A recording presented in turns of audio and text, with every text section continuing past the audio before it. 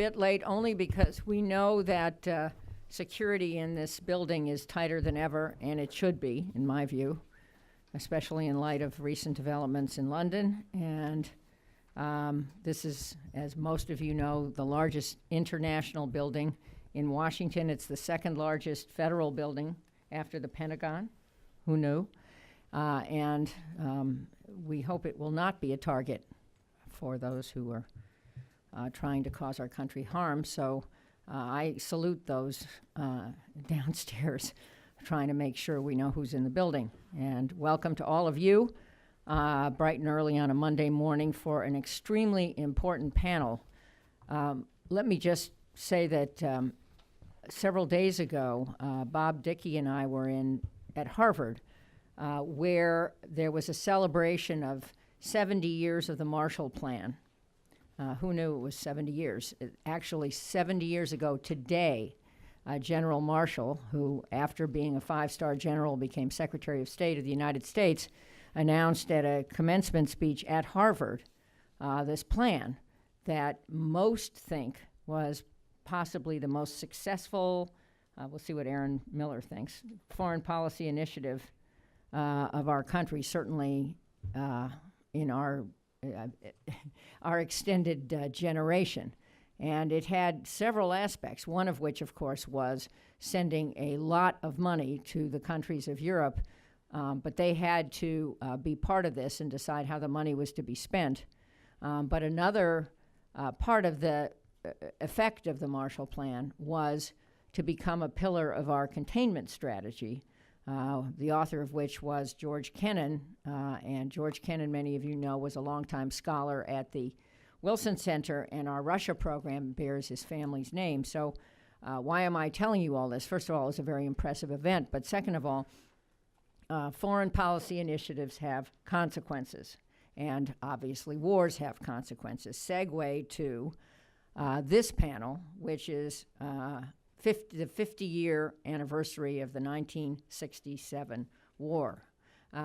Aaron has pointed out to me, and I think to our panelists and everyone else, that the goal here is not to look backward and refight the war, but to look forward and think about what the implications of the war were and whether we're on surer footing and how the world has changed since then and ways we could move together, or at least this is how I would think about it, to create a much safer Middle East. Everything we do at the Wilson Center on the Middle East is infused by not just the generosity, but the intellectual generosity of Joe and Alma Gildenhorn.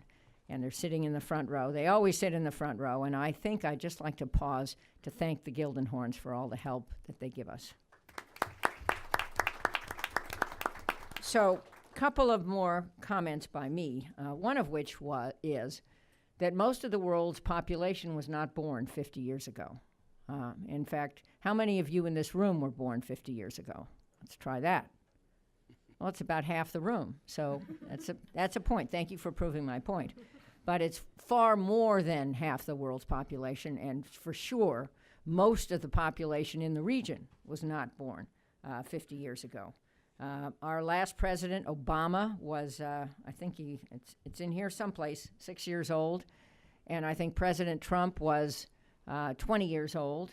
And many of the leaders in the region are older, but again, some are not, and the populations are not. So they don't recall this war. They read the history books, but hopefully they will participate in plotting a better future. As I said, our goal today is not to refight or litigate the conflict. I'm looking at our panelists who could do that, but to look forward and identify, with the benefit of half-century of perspective, the lessons learned, particularly with regard to mediating and peacemaking. It's particularly relevant now, obviously, with a new administration and a president who seems to have committed himself to cutting the ultimate deal between Israel and Palestine. I may be critical of this administration in some ways, but I'm actually not critical of the efforts it is trying to make in the Middle East. I think the stars and the moon could realign in ways that haven't been possible ever, really, or certainly ever in the last few decades. And it would be, by my lights, a very wonderful thing if somehow the ultimate deal between Israel and Palestine could be made by those parties. The Wilson Center, to use the phrase of our moderator for today's panel, Aaron David Miller, focuses not just on headlines, but on trend lines. And so our conversation today will talk about not just what's happening tomorrow morning, but what will happen over the next decade. This morning, as some of you know, and it was in the newspapers over the weekend, and we're very proud of this, our History and Public Policy program is releasing a new set of sources and analysis on the still much debated origins and profound impact of the Six-Day War based on Israeli, European, Russian, and Egyptian archives. All this new evidence is available to the public for free on our unique and award-winning digital archive at digitalarchive.org. So now, he wants no introduction, and everyone sees him everywhere anyway. Let me turn the panel over to our moderator, our Vice President for New Initiatives, Aaron David Miller.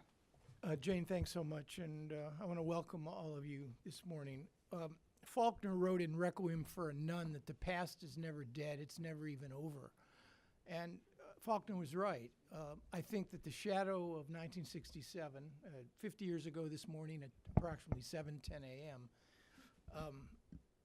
Israeli aircraft took off and destroyed most of the Egyptian Air Force. By the time the conflict was done, and the Israelis pitched it in terms of a six-day war, invoking the biblical metaphor of creation.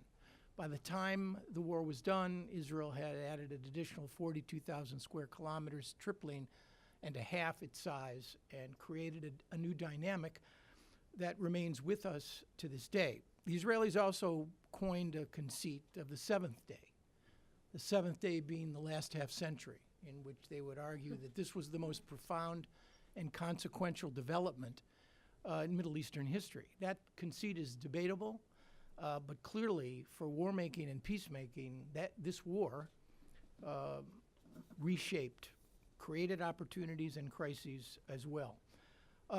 As Jane mentioned, and she's right, we're not here to relitigate this war or to refight it. We're here to look at the consequences of a half century as they pertain to moving forward with respect to Israeli politics, Arab politics, and principally, the importance of Arab-Israeli peacemaking. When we put the panel together, we wanted individuals that in no way, shape, or form were associated with any effort by the United States to do that in the course of the last several decades. We wanted analysis. And I can think of four better people to provide that analysis than the ones we have here. They are all astute, insightful analysts with tremendous experience with respect to the conflict. So in terms of housekeeping, we're going to begin with Ziad. Lucy will follow, Hussein next, and Natan Sachs will conclude. And I will keep them to a 10 minutes each. I may ask an annoying question, one annoying question to each of them when it's over, and then we will go to your question. One comment, Jane mentioned the archive. Yesterday's New York Times carried a front page article by David Sanger and William Broad referring to the Wilson Center and the archive. And the issue at hand is the issue of new documentation and new interviews, which purport to show that in case of impending defeat, the Israelis were prepared to detonate a nuclear weapon in Sinai as a demonstration of their resolve in an effort to turn back further gains on the part of the Egyptians. It's a testament to the Wilson Center and to this project. Avner Cohen, one of Israel's foremost scholars on its nuclear program, is responsible for large parts of this, together with Christian Osterman, who runs the Wilson Center's History and Public Policy program. Those documents are fascinating, and I'd recommend that you actually consult them. So, with that, let's begin. Ziad, 10 minutes, and I'm on the clock. Thank you, Aaron, very much. President Harmon, Gildenhorns, the audience. I'm very honored to be with my colleagues here, and I look forward to the discussion and the conversation. 1967 seemed shortly after it happened to be the second book end to fall in place after 1948, where the seeping recognition of Israel after 1948 was defined more by the rhetoric of rejection than by the acceptance of the reality of Israel. 67 was a major shock. Yes, I was born at that time, and do remember what an incredible surprise it was. Yes, surprise for most of us, that victory was so total and so quick for Israel. The Arab League met in Khartoum in September of 67, and they are remembered for that meeting for the Khartoum resolution, which basically said the three no's: no peace, no recognition, and no negotiations with Israel, except if it withdraws from the Arab land, of June 5th. That, I think, was a significant shift from the hitherto established goal of the Arabs, which is to fight Israel and drive it out. It shifted from then on the conflict to liberating Arab lands post-67. This was very, very consequential as it unfolded with the ensuing wars, and including the 73 war, which really gradually eliminated the military confrontation of the Arabs vis-a-vis Israel. However, the conflict did not go away. It was redefined as a Palestinian-Israeli political process from the Arab-Israeli conflict. Very significant change. Now, since then, we have had many things. All of you know all the details of the history of this complicated 50 years. However, beyond the fact that there is no military solution, a seeping realization has actually forced itself on us. If wars did not succeed, but neither did negotiations. So there seems to have been no military solution and no negotiated solutions. And I give this thing as lesson one to people who think that there is a quick fix, or that was a quick fix here some few years ago, and humility is in order. Now, one major issue here is, why is it so? Basically because of the balance of power, the one that shifted initially between the Arabs in total and Israel to the Palestinians and Israel, and that is between and whatever happened in the interval has proven that Israel has taken full advantage both of peace and of war to strengthen and empower itself, till it became a regional superpower with a qualitative military edge over the Arabs combined during this process. The equivalent side, totally asymmetrical, is what happened to the Palestinians, who did not exist politically in 1967 and were not party to any resolutions or agreements, but since then have assumed the mantle of taking care of the issue. They were the weakest party and continue to be the weakest party. In fact, after having transformed themselves from refugees to nation aspiring statehood, their capability to deliver after the glamour of the first flush has gradually diminished, and diminished further even after Oslo, where they organized themselves in a political entity. That entity has also been divided since then, geographically and politically. So the balance of power has absolutely been in favor of Israel and has been one of the main reasons for the lack of progress on making peace. It is not quite often acknowledged, other than it's understood. The Palestinians ended up with a fractured polity and have not been able to undergo any reform. for whatever reasons that you might want to include in this analysis, the fact is the Palestinians have ended up with a situation where they are incapable on their own to come up with a solution for their political, and economic and social and cultural problems. They are a people under occupation, and you needed to have a leadership that measures up to expectations of the challenges that people under occupation face. It's unfortunate for the Palestinians that they are in this position, and it is clear that if we are to go on this road of political process anymore and change the expectations, we would not have listened to anything that Einstein has ever said. Now, there's another problem with Israel, though. Israel, the superpower, has not found a solution to very big problems: equality amongst its citizens, how to deal with the land it occupied in '67, how to deal with the Palestinians in general, how to belong to the first world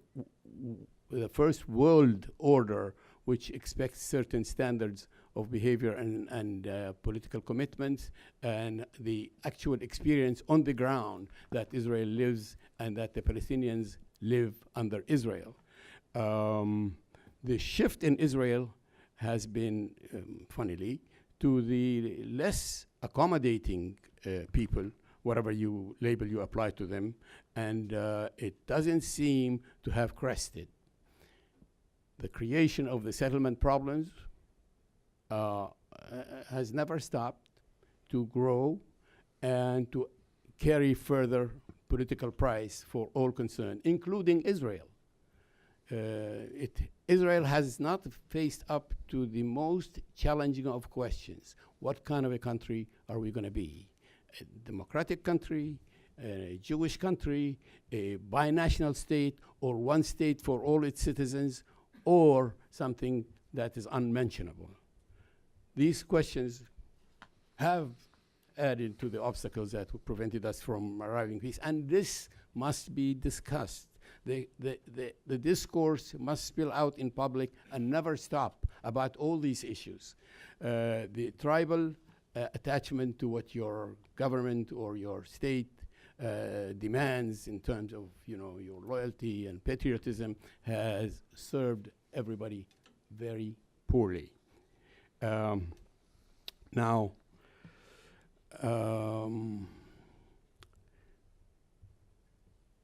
the negotiations.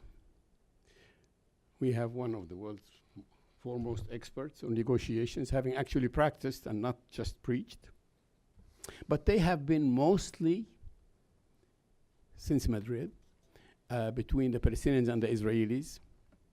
And they have focused essentially, mostly, on final status resolutions. Final status issues cannot be resolved without some kind of a political consensus and some kind of a leadership that would deliver, either deliver its people or deliver the argument to its people, so eventually you can have final status negotiations. Up till now, the imbalance that we discussed completely makes it impossible to arrive at a final status set of very complicated issues in any short order. I am for negotiations because clearly there is no military solution. But I think it is time to learn that the upcoming negotiations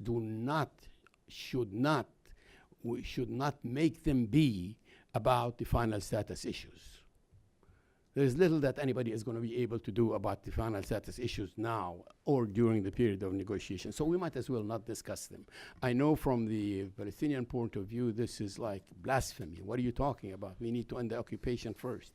Well, I'm talking about creating the circumstances where negotiations about the final status become grounded in reality, not in somebody's imagination. And that is why you need to improve the situation on the ground for the Palestinians across the issues that they face, from occupation down to the kids driving to school. Everything has to be upgraded. People who are occupied, controlled, dehumanized, humiliated, pushed around by their own authority and by the Israelis are not going to make good citizens. They may make terrorists, or they may make problems for themselves, but peacemakers they will not make. That fact needs to change.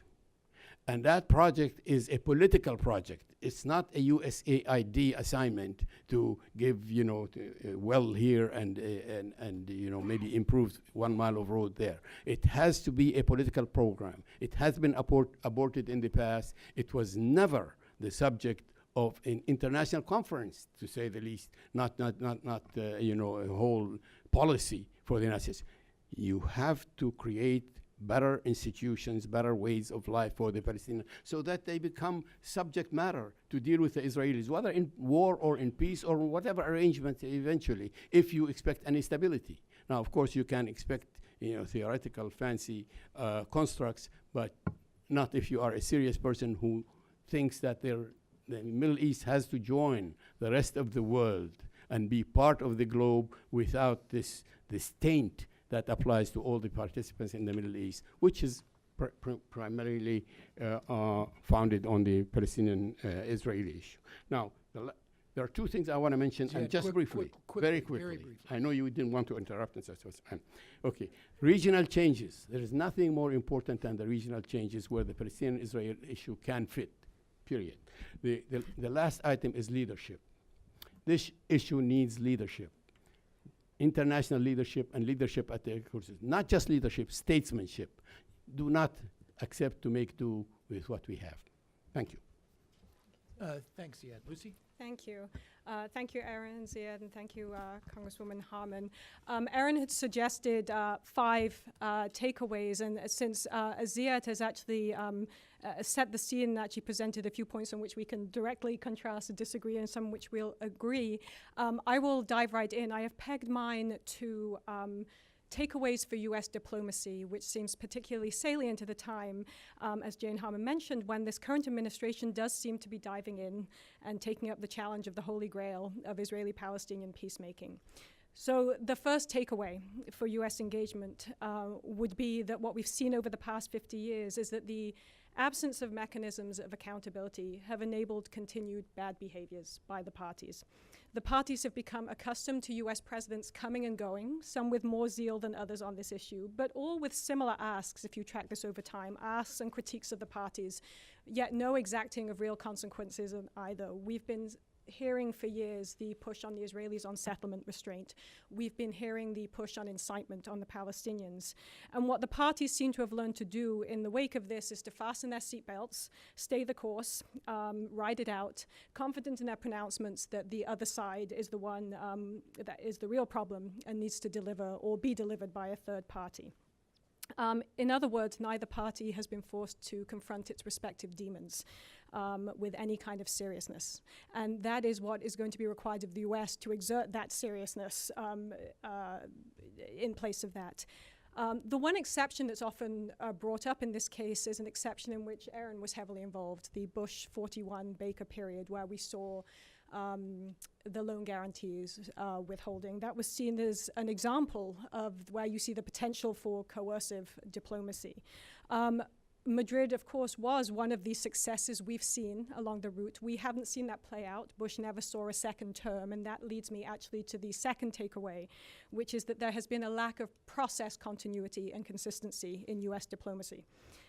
Each new president understandably comes in wanting to put his mark on the process, which is understandable and isn't necessarily problematic. But what has happened along the way is that opportunities that presented themselves towards maybe the end of other administrations or processes that had a place to go are shunted aside or ignored. And so potential paths forward evaporate in that context.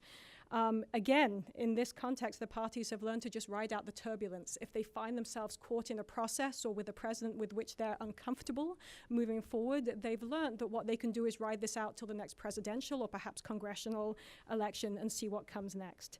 This issue has become particularly corrosive in the last few years because this issue has become much more partisan in this country. If you look at polls, what you're seeing is a much starker divide on the issue and on positions between Republicans and Democrats. This didn't used to be as strongly the case. And you're also now seeing a generational divide, which has implications for the future. I think one of the things where you see this most starkly is in 2016, where you saw the Republican consensus around dropping the two-state solution from the party platform. You have President Trump today, who is pushing for a solution and seems to be very committed to pushing forward on this issue, but still remains ambiguous with regards to the end game that he expects to see. And the implications of this speak directly to my third takeaway. And this also speaks directly to something that Ziad raised, where I think we're probably in slight disagreement, is that bottom-up confidence-building measures are very important. And it seems to be a way that that President Trump is leaning. We've seen a lot of emphasis on this idea of economic development of the Palestinian in Palestinian society. These are important, but it will only take us so far absent a clearly articulated policy and endgame.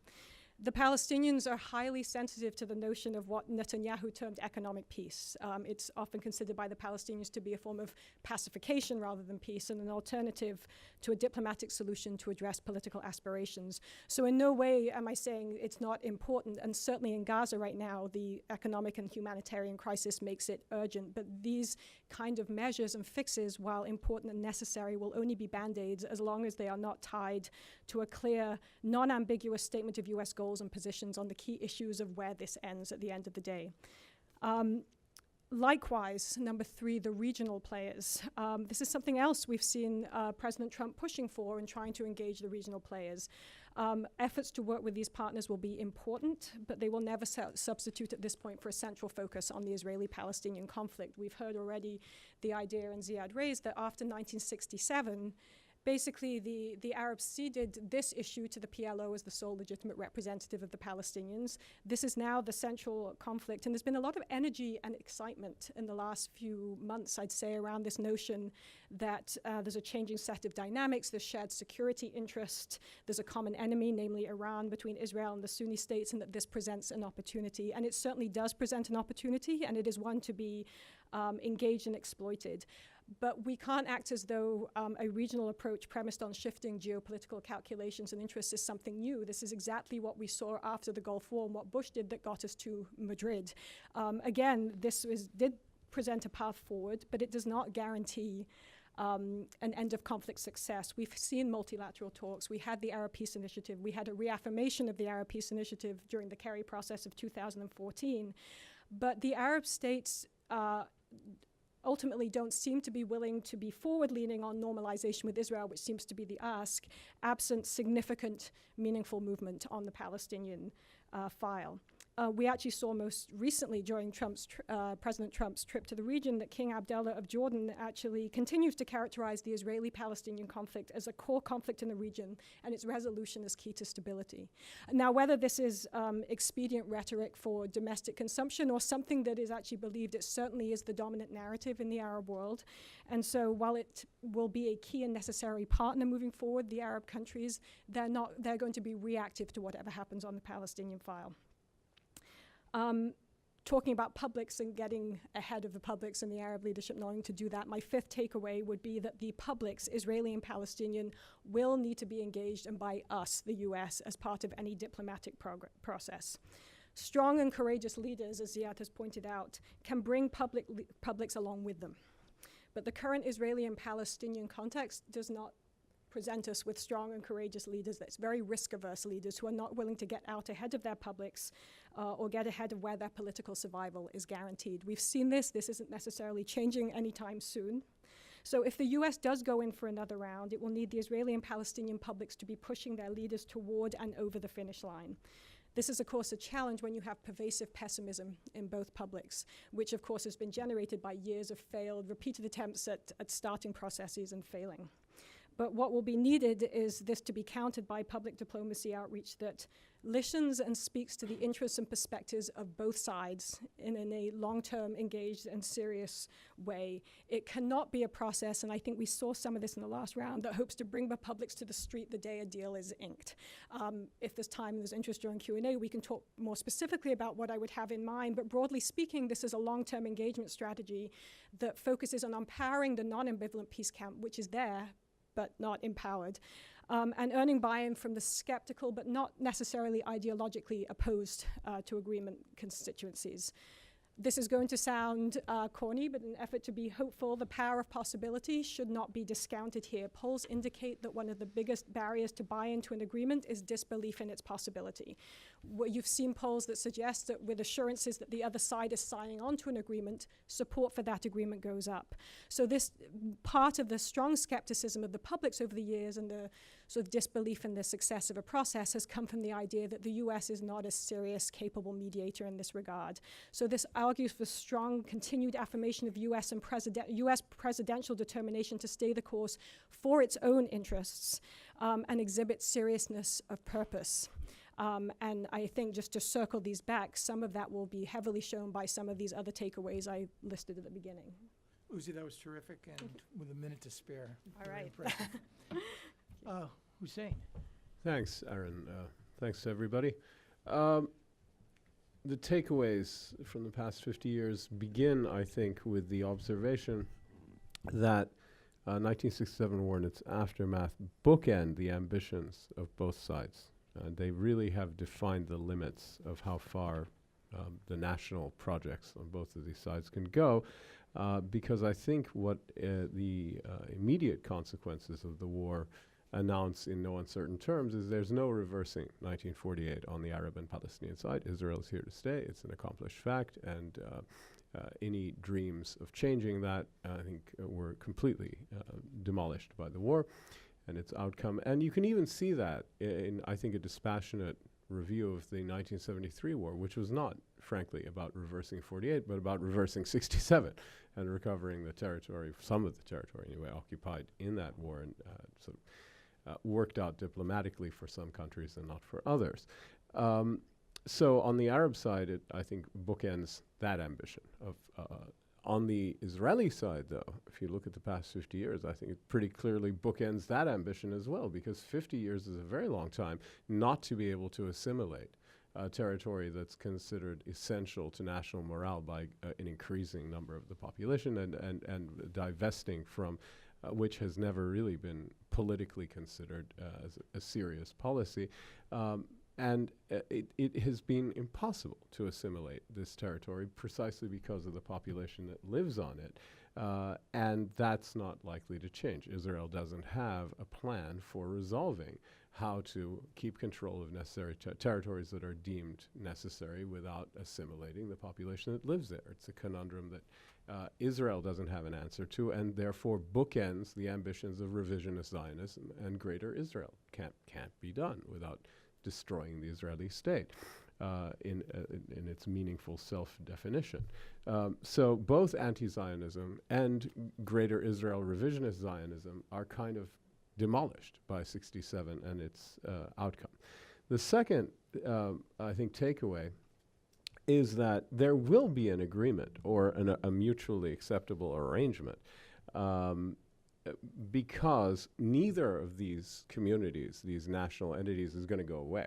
The Israelis and the Palestinians are stuck with each other. That's another big takeaway from the past 50 years. But, as Ziad noted, there's no military solution.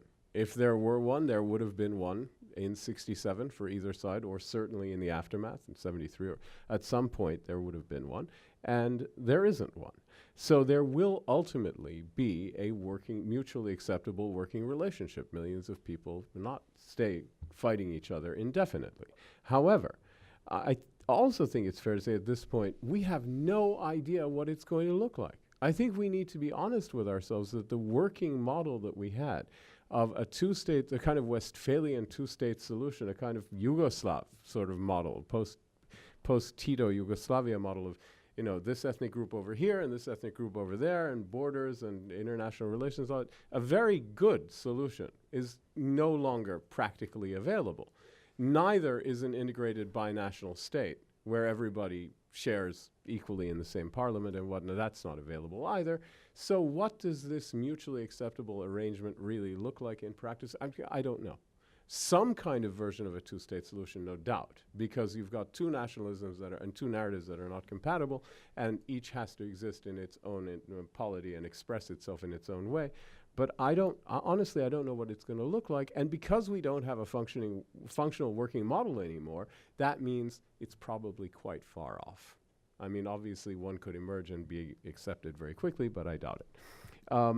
The third is that there will probably be more conflict before this is reached, and possibly quite a bit more conflict, because there are three key realities that we, I think, have to recognize that exist now. One is the settlements and the settlers. There are the 600,000 settlers, and a quarter of the land, beyond the settlements, a quarter of the West Bank has been designated Israeli state land. A quarter of it. So really, that's a reality that I think can't be easily overcome. Secondly, let's be honest about this. People talk about a coming Palestinian majority. This is nonsense. It exists. It has existed for several years. Most of the people that live in the greater de facto Israeli state are Palestinians. That's true now, today, and it was true 2 years ago. It's a fact. And we needn't talk about this as something which is going to happen. It has happened.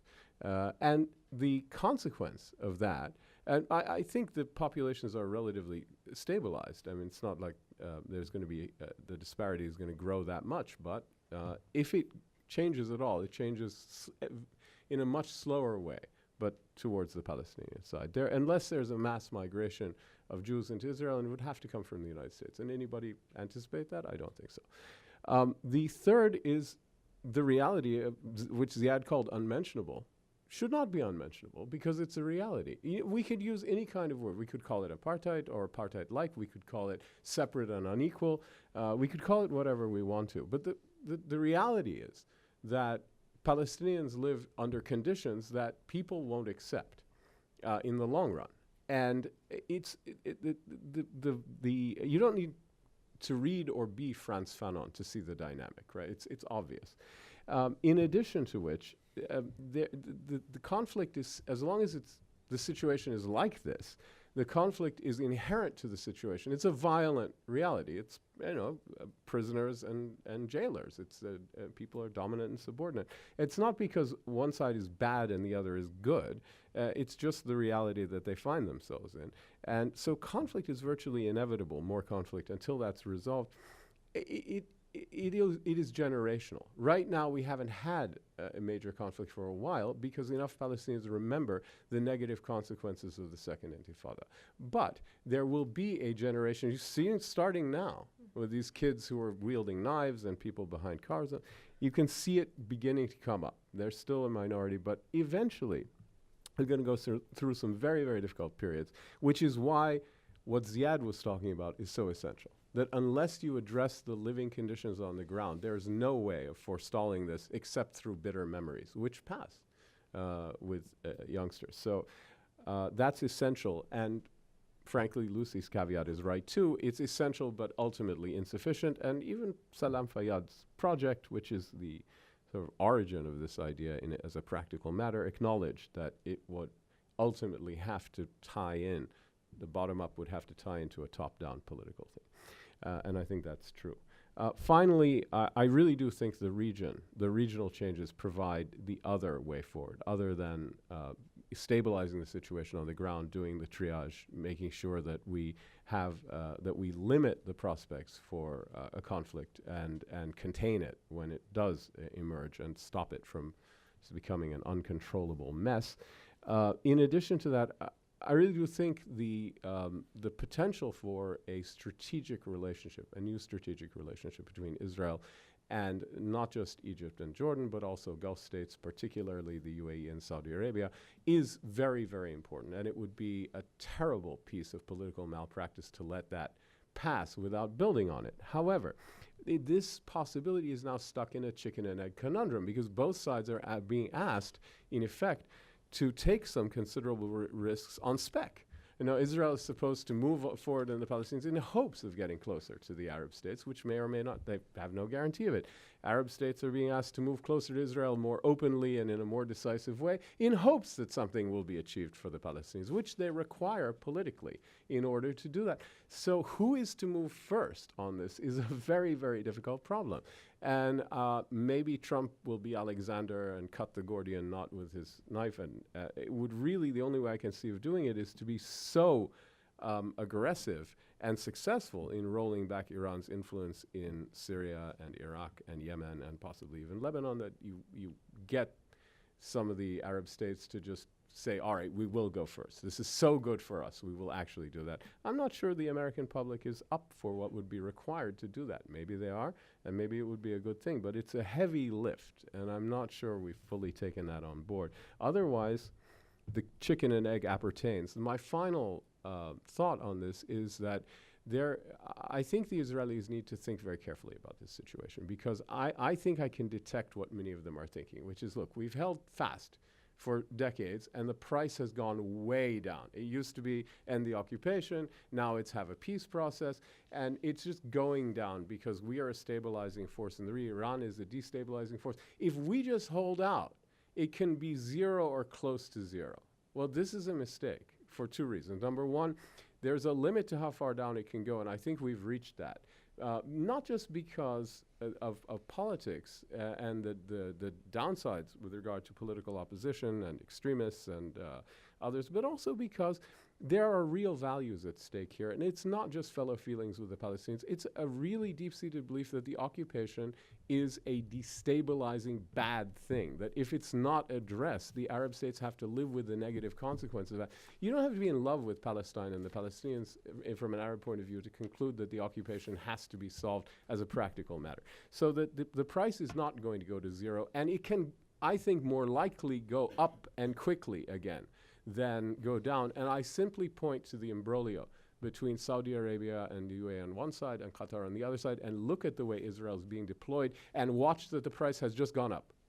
It went up over this weekend, all right? And I don't know if it may stabilize back down to the $40 a barrel or whatever the price is right now, a low price. I'd say buy now, because this price is likely to, much more likely to go up than to keep going down. Hussein, thank you. And Natan. Thank you very much. Thank you, Aaron, and thank you all, Congressman. So 5 points. The first is that we tend to look at the conflict, the Israeli-Palestinian conflict, the Israeli-Arab conflict, and I think we forget that perhaps the most important driver, at least in different junctures, is world power dynamics or regional power dynamics. Certainly in '67, a lot of what was happening was about the Cold War and about regional dynamics inside the countries and between themselves. It was probably a conflict that neither side explicitly wanted. Nasser himself, a month earlier, probably didn't actually want to go to war with Israel, or at least it's possible they didn't. But there was Syria to deal with. There were the Russians to deal with. There were dynamics inside Egypt to deal with, and these led to this war. And similarly, we saw it in other occasions too, in making peace. 1973 and onward, 74 to 79, the peace treaty between Egypt and Israel is at least as much about Egypt choosing sides in the world order, about leaving the Soviet orbit and moving to an American one, courting Kissinger, trying to keep the Soviets out, trying to prevent another Geneva conference, actually going to Jerusalem, dealing with the Israelis directly to make sure the Americans don't even go back on that. It's about world dynamics in that sense. And in 1993, when the Oslo Accords are signed, a lot of it has to do with the regional and global dynamics. Yitzhak Rabin, when he's elected in 1992, lays it out explicitly to the Israelis. There's a speech he gave. In fact, as they're secretly signing in Oslo, he gave a speech at a military academy laying out just how he sees the world, the opportunity, the window of opportunity, as he and people here in Washington called it, stemming from a variety of different factors, first among them that the Soviet Union had just collapsed. Secondly, the Gulf War, Lebanon, the PLO being kicked out of Lebanon, being weak, et cetera, et cetera. In that regard, I think this dovetails very much the question of the regional dynamic. And it does suggest that this is an important moment to do things. What exactly one does or what one expects is a second question, a very important one. But it does mean that the regional dynamics are crucial and that the world dynamics are crucial as well. It's not just about the alignment of interest today of the Israelis and most of the Sunni Arab states against Iran or against the Muslim Brotherhood in Turkey and Qatar, but also about the US, Russia now. There are Russian MiGs flying in the Middle East right there, right now. These questions are crucial. The past 8 years have been dramatic in that sense, and right now even more so. The second point is that we are dealing with a lot of different things together. We're dealing with a conflict, we're dealing with the occupation, we're dealing with narratives of nationality, we're dealing with religion, we're dealing with the borders in a tiny little part of Jerusalem, each stone of which carries thousands of years of weight. We're dealing with too much together. And this, I think, to no small part, is why efforts have failed in the past. By trying to reach a peace deal, we're also asking each of the sides to give up a part of their national narrative. We're saying 67 for 48, the basic formula of this peace deal, the potential peace deal, would be that Israel reverses almost all of 67, vis-a-vis the Palestinians at least, and the Palestinians would accept that 48 happened and will not be reversed. And for both sides, that is a huge thing. Reversing 67 means, in theory, it's not in the deals, but in theory would mean the Western Wall, the holiest site of prayer. It would certainly mean Temple Mount, the holiest site itself for Jews. For the Palestinians, it would mean accepting 48 would mean accepting the Nakba, accepting that the vast majority, if not all, of the Palestinians, and certainly their great-grandchildren, will not be returning to homes that don't exist in Israel and would not be displacing millions of other people. That is a fundamental issue of the Palestinian national narrative, if not the fundamental issue. It's the keys that people hold. So how does one do all this together? I think that's a crucial conundrum, and perhaps part of it is to try and parcel out. This means sometimes bottom-up approaches, but it also means thinking carefully about what is achievable and what is not, and if the grand deal is not achievable, what might be done anyway about core significant issues.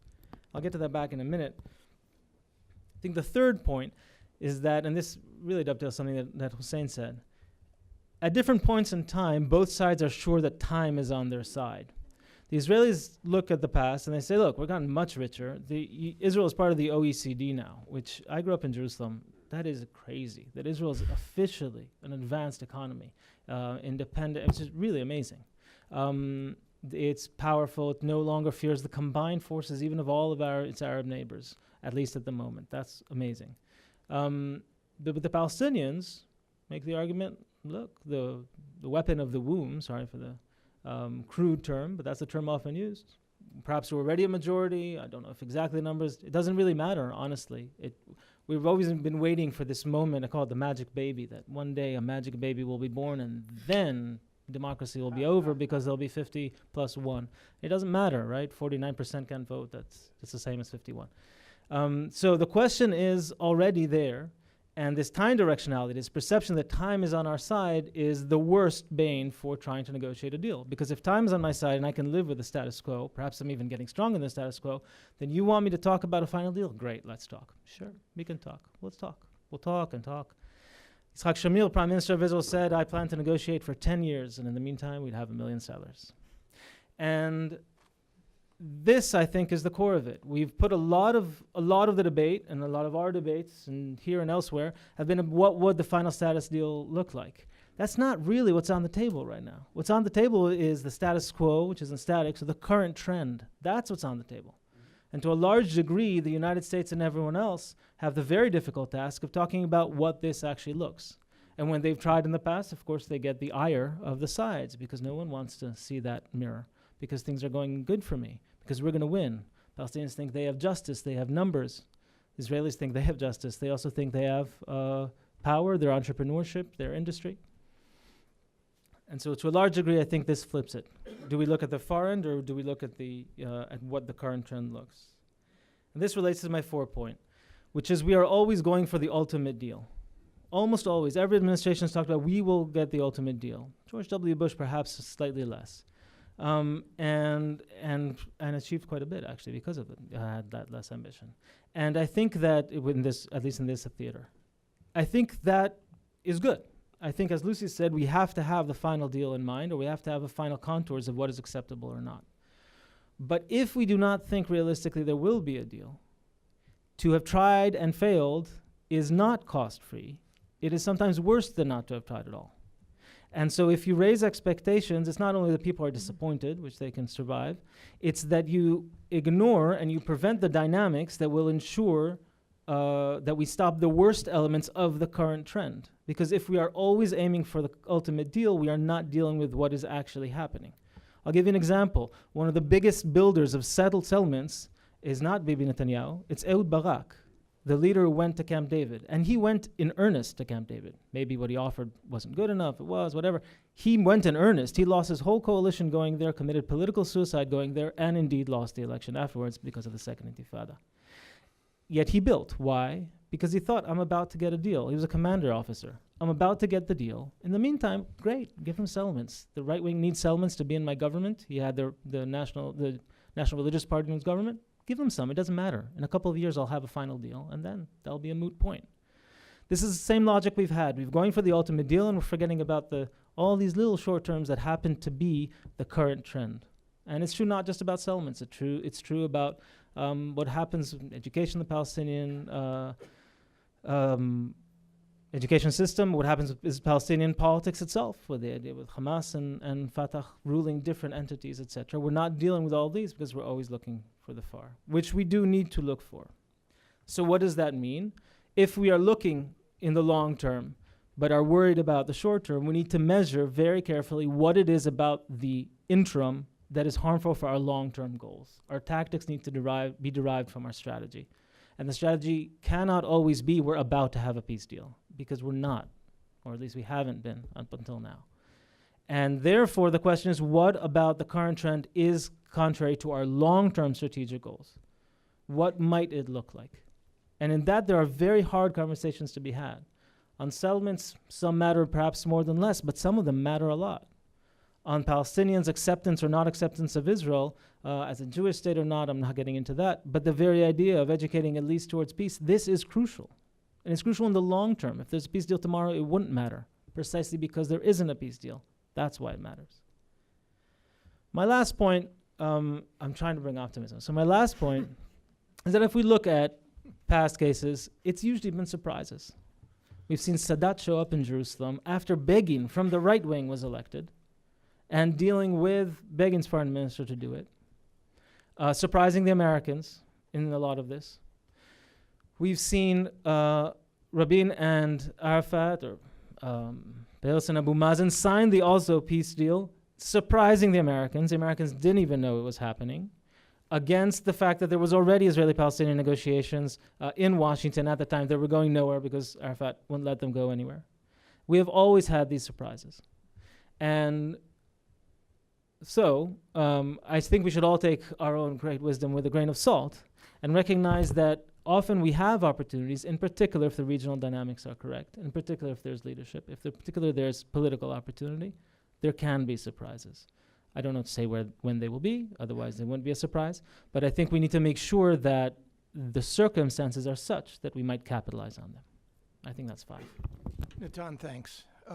Brilliant analysis usually leads to paralysis. But that's the beginning of all wisdom. If you want to fix the world, you got to first understand what the reality of the world is. Let me just offer a brief comment or two, and then I'm going to ask you each a question, and I need your answer within a minute. Natan's point about trying and failing is better than not trying at all is quintessentially American. And in my judgment, it's quintessentially wrong. When we briefed Bill Clinton twice before Camp David, and the invitations had already been issued, so the briefings were really meaningless, he said to us, trying and failing is better than not trying at all. And Hillary Clinton, whom I respect, has picked up this notion and reduced it to, quote unquote, caught trying. There's no harm in being caught trying. So what is wrong with the proposition that the U.S., no matter what the circumstances, needs to plunge ahead regardless and go for the ultimate deal. What could possibly be wrong with that? If we do nothing, then nothing will happen. Well, there's a lot wrong with that, because trying and failing is or not trying and not having succeeded is an appropriate mantra for a college football team, for the University of Michigan football team. It is not a substitute for the most foreign policy, the most consequential power on earth. Second is the issue of trivializing and not respecting the issues, which I would argue has been a feature in U.S. mediation ever since we've been involved in the Israeli-Palestinian issue. We do not respect the issues. We do not understand just how hard they are and how difficult it's going to be. The notion that everybody knows what the solution is going to be, therefore it should somehow be easier to produce, is the greatest illusion of all. So let me ask you each a question. If what I'm hearing here is that there's no, and I'll choose my words carefully, there's no conflict-ending solution available now, which is on the 5 or 6 core issues: borders, Jerusalem, security, refugees, recognition of Israel as the nation state of the Jews, and end of claims and end of conflict. If these are the 6 core issues, and there is no way that these 2 leaders and an American mediator is going to be able now to deal with them, question, in 1 minute, we'll start with you, Natan, what is possible?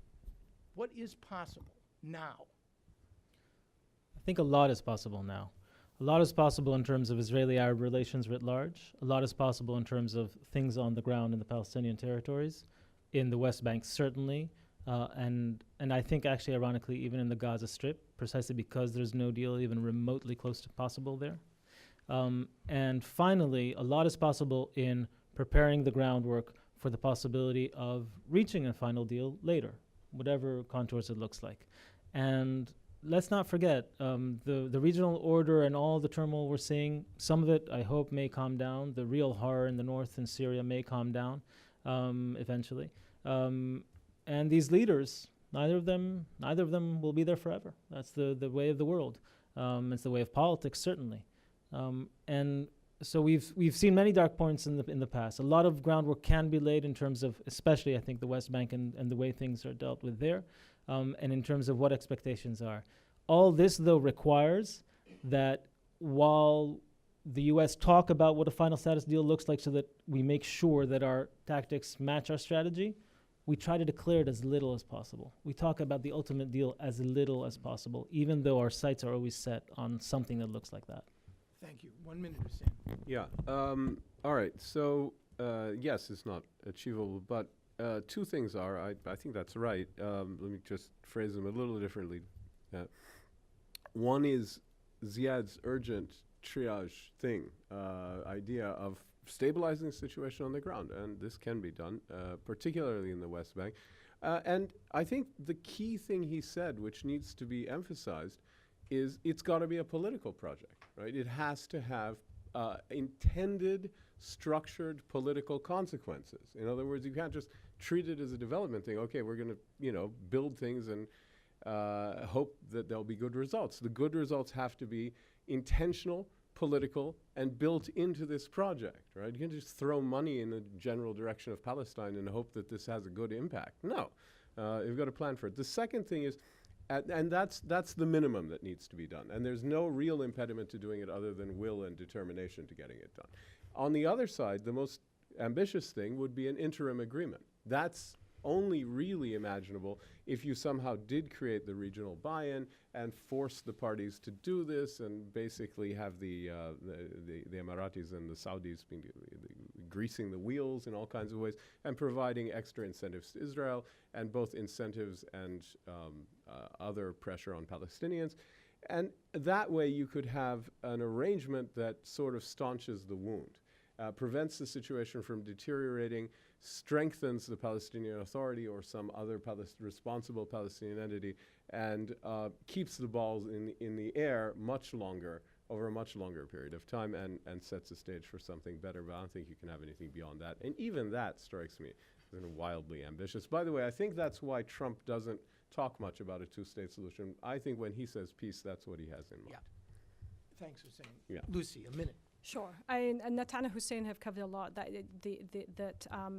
that there is stuff that can be done on the ground to roll back the real corrosive nature of the occupation, and then the situation in Gaza. That can be improvement on Israeli-Arab relations. All of these, I think, that in addition to keeping perhaps enough pressure on the parties and focus on them to ensure that behaviors don't get so bad that they send this into a spiral and there's further deterioration. I think that can happen alongside this. And the one other point I would say that gets to actually Natan's second point, where we're trying to do too much. There's the conflict, there's the occupation, there's religion, there's nationality, there's narratives. And that's why my fifth takeaway on public engagement is the case. There is a lot of work to be done to prepare the ground for eventual peace. And that comes through heavy, serious investment in civil society engagement. And we have tools to do that in the US. We could seriously ramp them up. But that is a long-term project and will be needed. That's the political. One could argue for an increase, not a decrease, in foreign assistance budget on this matter. Okay. Ziad, a minute. Yes. I associated myself exactly with the three comments here. No need for repetition. I do want to add another definition, if I may say so, about what we mean by a regional involvement. We do not mean that we get the Saudis to accept whatever concessions that the Israelis are capable of doing, so it's some kind of a compromise on Palestine. No. A regional change meaning restructuring the regional strategy for what system will they have, what security system will they have for the future. This is a la the post-World War II model in Europe. What happened? What happened was NATO, what happened was the Marshall Plan, what happened was the economic record, and then the European Union. What we need to do is to have like-minded people work with the United States, the people who are in charge of policy in the United States, is to think of a security regime for the Middle East where the participants in the Palestinian-Israeli conflict are part of a larger whole, just the people, the people who would be willing to have this, and then start spending time and energy so that you minimize all these frictions of today. And why do you need to solve the final status? I did not ignore the necessity for the political, component of the state intervention. It is a prelude to the political component. And that's 1 minute. Thank you, Ziad. Yes, it's a minute. Okay, questions from the audience. Please identify yourselves, and no station identification, literally. Identify yourselves and ask the question, because I want to give as many people the chance to ask them as possible. Yes. Thank you very much. Benjamin Tour, retired diplomat. How would Russia factor into a possible resolution of the conflict? Natan touched on Russia a little bit, but none of the other panelists mentioned it, so I'm also interested in their views. And in terms of surprises, how might Iran play a positive role in this on this issue? Okay, Russia and Iran. Who would like to take the first one, and who would like to take the second? I'll take the second. I'll take a stab at the first. Sure.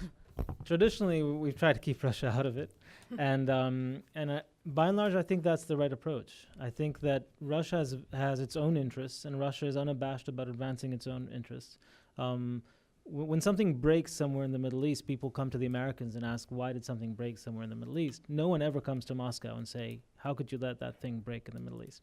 And I think that's actually a good situation. I don't think we'd want the Russians involved. However, they are there. They have dramatic influence.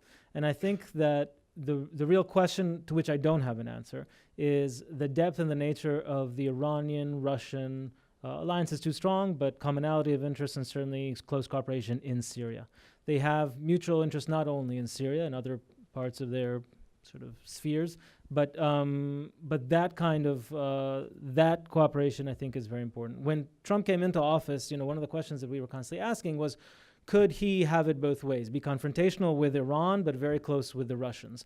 And there you have to sort of square a circle because the Russians and the Iranians are working together in Syria. I don't think he can have it both ways. And my guess is that the Russians are not about to listen to the Americans or anyone else about who they're cooperating with, which would lead me to the hope that the United States would continue to carry the mantle of, I hate to use the word process, but efforts to achieve peace and avoid Russian involvement to the degree possible. Hussein on Yeah. Iran? Russia and Iranian alliance is not restricted to Syria, but it just has its most dramatic manifestation there, but it's much broader. Iran can serve a role in this process in two ways, a negative one and a positive one. The negative one you can start to see the glimmers of now, which is Iran can be an adhesive, bringing people together, a kind of approximate cause to promote the creation of exactly the kind of new strategic environment, new strategic vision, new strategic framework in the region. Because the building blocks are there, but nothing else. No one started putting the Lego together. It's sitting there. So it could be done, and that could be an Iranian role, which essentially would be unwitting and a negative one. The other potential, of course, is it's very unlikely, but you could have a policy change or a regime change in Iran where Iran starts to play actually a positive role. This is not impossible. It's just very unlikely. So as long as Iran has basically the policies it has now and the regime it has now, the only positive role it can have is a kind of counterintuitively a negative one as an adhesive and a cause for people to come together and create something much more stable, much more viable, and much more reasonable. But there's no guarantee they will. Right? So actually, there's every chance that a negative Iran will actually have a negative impact in the long run. But anyway, those are the two thoughts that I have. I mean, the current regime can't help, that's for sure. Well, Yes. actually, unless you have a pressing point, I want to move on to get as many The questions. pressing as point we is that the possibly can. Russian-American relation as it evolves will help much answer that question. Yeah. And it's not clear now. Yeah, I agree with that. To say the least. Yes. Hi, my name's Sydney McAuliffe. I'm a rising senior at Duke University. And my question is, how has the role of women in the Israeli-Palestinian peace process changed over the last 50 years? And what are ways looking forward that women can play a critical role in waging peace? What a terrific question. Who wants that one? Lucy? I, as the woman on the panel, would say this. No, but there that's are not, others that's who not, can. that's No, not why I turned to you. no, You have enormous expertise No, in civil I- society and precisely this point. No, I understand, and thank you. No, it's a great question, and one of the questions that commonly comes up. This is a conflict that has been so securitized. It's always looked in the terms of security, and what that has meant for a variety of reasons is that security has been read traditionally at the very literal sort of military level, which has meant a lot of men at the table. Where you've seen actually women with heavy involvement, which doesn't always get as much play and didn't. If you look actually at the first Intifada on the Palestinian side, women were very heavily involved and played quite a strong role in the non-violent resistant components of the first Intifada. And certainly there is a large network and long history now of civil society organizations trying to build peace on the ground up that certainly engage and involve women. One of the challenges you have is that when those touch on, say, religious communities and religious engagement at the elite level, as long as you keep dealing with the elite, that still tends to be very heavily male-dominated in the region. So the challenge for those who are, I recommended before, a scaling up of civil society engagement and investment in peace building that has to my mind, that has to focus on making sure that women are part of that process. I'm a big proponent of civil society peace building focusing on the religious element and the religious communities in this conflict, but that cannot just be focused at the elite level where you're only going to get male leadership. The only other point I would make on this is us not falling into the trap of thinking that once often there's this sort of, if you get women at the table, peace can be achieved. If you look in the Israeli context at a lot of sort of the rising women stars or the prominent women leaders, those aren't necessarily your doves, right? You have a number of hawkish members who are women, so I just would caution then against assuming that's the salvo. Can I add a point about this? Yeah, sure. Quickly, I think that in the Israeli side, I think Lucy's exactly right. There have been the rise of many prominent women, some of them very important leaders, and leaders in unrelated to their gender, which is very crucial. But I think sometimes they even pay a price where they have to appear. Golda Meir was the known hawk of Israel, and partly because she had to appear very tough, perhaps. But in Israel, a lot of that has happened, but religion, I think, is a real question. The second, though, is the rise of Islamism, which is a significant issue. There are no Hamas leaders who are women, and that's not coincidence. The very ultra-Orthodox religious party in Israel also have no religious members of Knesset. They're not in power. But in the Gaza Strip and where Islamists are in power, women are not going to be represented at all. They're not invited. They're perceived to be, in fact, illegitimate as a leader of a country, a commander of a military. And so this is a crucial question, and one which I think the trends, on the one hand, are good in some respects. In secular civil society on both sides, Palestinian too, we see the rise of very important female voices. But we also, and we should say this clearly, we see the rise of Islamism in many quarters, including Palestinian society. And in that regard, for gender, for LGBTQ, for minorities, Christian minorities, etc., that is very bad news. Disaster. Yes.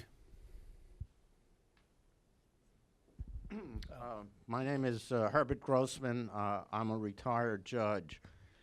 The one point that underlies all of this that's only been spoken of obliquely is the fact that there can't be a final solution to this problem where you have a completely independent Arab state when the Arabs want to annihilate the Jews. So you have to take that element into account. That's gone on since at least 1936. And to talk about an independent state as a final solution isn't going to finalize the conflict. So you have to deal with what you can the way the situation is now. And Israel has tried to do that. It has tried to give the Palestinians as much independence as it can while maintaining a measure of control so that it's not annihilated. And the way to get to a final solution really is to support Israel in doing what it's doing now. Now, Mr. Ibish talks about a terrible occupation, but the Arabs in areas A and B are controlled by the Palestinian Authority, not by Israel. Israel goes in once every few weeks and takes out a terrorist group. Israel would be very happy not to do that if the Palestinian Authority would do it itself. And so the way to support a final solution is to support what Israel is trying to do, the maximum amount of self-determination for the Palestinians with a minimum amount of military control. Do you have a question? No. All right, let me respond. The question is, Let- question I don't is want- how can you ignore Right. the fact? I don't want to refight or relitigate this. Let me just make an observation and then we'll move on. I'm an American. I don't speak for the Israelis. Presumably, you're not an Israeli. Every Israeli prime minister, it's an analytical observation, has tested the proposition over time that it is in the national interest of the state of Israel in order to deal with its neighbors and to find, whether it's an interim or a permanent status solution, an end to the conflict. This decision has been based on during periods when there has been severe eliminationist rhetoric from many of the Arab states and from the Palestinians. And yet, if you looked at the Arab-Israeli confrontation line in 1948 or 1967, and you looked at the Arab-Israeli confrontation line in 2017, you would have to conclude that there has been a fundamental change in the nature of the Arab-Israeli arena.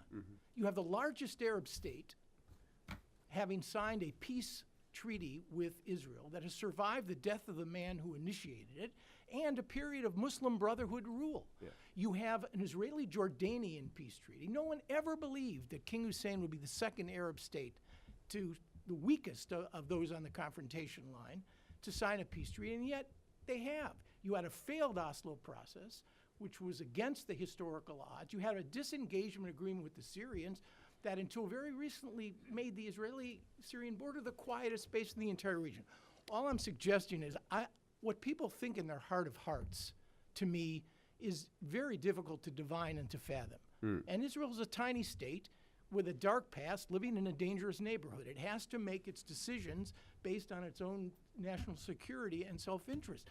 But to suggest somehow that the Arab world collectively, or those states on the confrontation line, have the capacity, forget whatever their intention is, the capacity to destroy the state of Israel, and even those intentions having been reshaped, I think is to ignore on the 50th anniversary of the 1967 war, one of the greatest and most positive legacies of that confrontation. Whether an Israeli-Palestinian agreement is possible under what circumstances, I do not know. Can I? And Can that, I? and I'm, was so, mentioned, I'm so I'd sorry, like to I'm, respond. Well, yeah. If you were to allow the Arabs Yeah. to place tens of Let me- thousands of artillery. yeah, but let me answer no, this. no American administration and no Israeli government is ever going to allow that set of circumstances to develop. That and even if they did, it is not for you or me to presume to make decisions, because you won't bear the consequences, and either will I. Yeah, I was addressed, so I would like to make an observation since I was, yeah, thank you. I was addressed, so I just want to make one observation, which is, I think there's actually some usefulness to the gentleman's comment, because it goes to the amount of political work that's needed to get the situation to an agreement, because the kind of absolutist zero-sum rhetoric that we got here about the other side is annihilationist and eliminationist is very present on both sides. It's really symptomatic of the depth of mistrust, hostility, and even hatred and misperception on both sides. And what it does is it feeds the sense on both sides, because this rhetoric is there, we have no choice but to do whatever it is we're doing that is unhelpful and destructive and fundamentally not compatible with peace. And there's a very, very serious problem with that. Yes, in the middle. Back to you. Thank you. My name is Nizar Farsakh. I was a former member of the Palestinian negotiating team.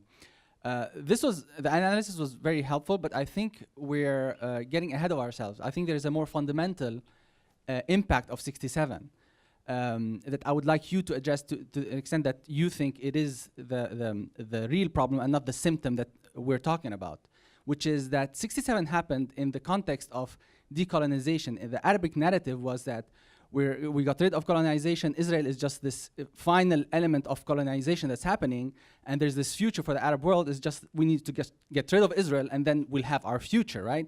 Mm-hmm. And 67 fundamentally destroyed that. And what it destroyed, more than just that dream, as much as the Arab confidence in their competence to get their agency. Yes. I think that's the fundamental one, right? And we still suffer from it. So the symptoms that we're seeing today of support for Hezbollah, for Hamas, for Saddam throwing scuds, and also the threat from Iran, the sense that we are threatened by Iran, is basically an Arab insecurity, a narrative that continues to be there, right?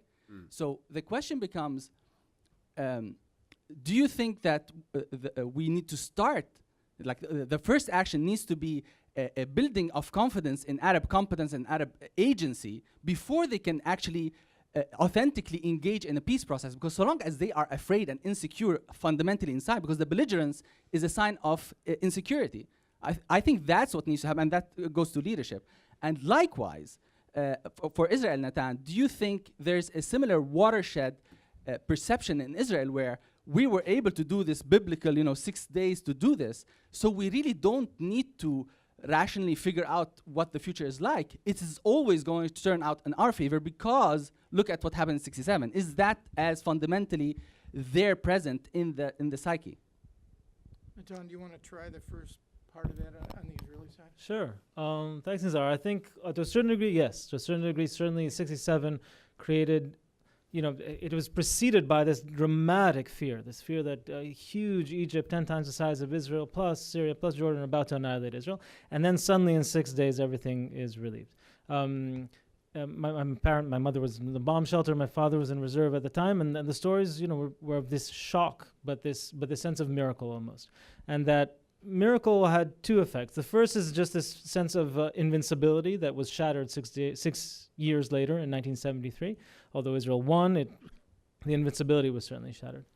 But politically, and much more in a deep sense, there started to grow a vision of Israel and of Zionism, of one that is divinely ordained, where the state itself is divine, the secular state of Israel, led by Prime Minister Zoit Pork, that is divine. Very explicitly, actually, in those terms, that even if they are sinners, it is a divine design. And that the control of the territories is, of course, since those are the holiest places, some of them, that's, of course, part of it. But and that is very important. It's a central element of Israeli society today, but it is only one element of Israeli society today. There is still a very large section of the Israeli public that fundamentally views things in a pragmatic sense, that it's not that they don't want the territories or think religious things about them or national things about them, yes, but that is fundamentally pragmatic. And with them, I think there is a lot to be achieved, but with them, the argument is a different one. It has to be one which is, if the status quo or the current structure in which you control things is changed, you won't die. And right or wrong, whether it's just or not to put this onus on the Palestinians, Arafat and the Palestinians, at least in the early days of the Oslo process and certainly in the Second Intifada, convinced the Israelis of the opposite. The Israelis did a lot to the other side as well. But my last point on this, we hear often, if only Arafat were Mandela, right? If just the Palestinians had a Mandela, not Arafat. And there is some truth to it. I think what's not true to it is that if he was nicer, if he spoke more eloquently, that doesn't matter. What is true is that Mandela understood something very fundamentally in a very different context. But he understood that if he wants the whites in South Africa to give up an enormous amount of power, he needs to make sure that they're convinced that the day after they will survive. And his first vice president, we may recall, was de Klerk. Yeah. Arafat succeeded in convincing Israelis of exactly the opposite. Yeah. We have time perhaps for one more question. Yes. Good morning. My name is Shireen Yassin. I'm from Middle East Broadcasting Networks. I actually have two questions. The first one is for Mr. Ziad. Is the current Palestinian leadership bold enough to make concessions? Talking about the 5 core issues or 6 core issues, is it bold enough to make any concessions, and what kind of concessions would that be? The second question is for Mr. Natan. Well, Israel is actually obviously benefiting from the West Bank economically, and it also claims religious ties to it. Would it be willing to leave the West Bank for free, or if there is a leverage, who has it, and how can it be used? Thank you. Ziad? Yes, thank you. The Palestinian leadership at the present time is incapable, even if it wanted to, come to terms with an agreement that it is convinced of, or to be able to sell it, to have the right of representation of the group. Because of the objective conditions of the Palestinians are divided geographically, politically into separate entities. They are divided in questions of orientation as to be part of the global movement for universal rights and women's rights, etc., and those who are wanting to take them back to the 5th century or something like this. And there is no room. There is no public room for a public discourse that deals with issues like incitement that we're talking about, or allows party formation. We have a president who's been in office for 12th year of a 4-year term election. The parliament, which never convenes, last met in 2006. So 2006. So there is no political life. One of the things that must happen as a prelude to negotiations or understandings or agreements is to have a sense of where the group is. And you cannot have a sense of where the group is under the present conditions. You do blame, and I do blame, the occupation for stifling the political life of the Palestinians. But I do not in the least bit excuse the rest of the world from accepting that the Palestinians are getting away with this non-representation, and where advantages of the elite precludes any chances of improvement of the life of the people till we have a final status solution. You have a people who are interested right now, a leadership that interested in a status quo much more than its public. The public suffers from the status quo. The leadership has power during the status quo. Telling point. Nadav, final comment to you. I'll try to be brief. I think I'm not sure Israel benefits really from the West Bank. I think as many Israelis think they do. I think economically they don't, but certainly the individual Israelis, there are many settlers, and there's government. There's a huge government enterprise. It's not, I disagree with the gentleman, it's not about merely minimizing presence and letting the Palestinians govern themselves in over 160 islands of autonomy. There's a huge project that attempts to incorporate the West Bank into Israel. That said, Would Israelis give up the West Bank in the right circumstances? In particular, if security were assured, or at least to a certain degree assured, and if the other issues of narrative and religion, etc., were addressed? I think yes. I think the polling numbers are very clear, and it's not just polling numbers. Most Israelis, under the right circumstances, certainly would do it. The problem is that these right circumstances include, crucially, a belief that the Palestinians want to do it as well. And if you look at the polling numbers in Israel and you talk to Israelis, and if you look at polling numbers and talk to Palestinians as well, you'll see that both sides, in theory, would agree to a final status agreement, more or less close to things we think about. Perhaps not identical terms, actually, but more or less similar. But they are positive the other side won't. And since they are positive the other side won't, they're not willing to countenance themselves because I'm not going to take the risk alone. And so, in short, in theory, yes. In practice, in the near term, I think, as we've all expressed, probably not. Please join me in thanking wonderful panel. I know you have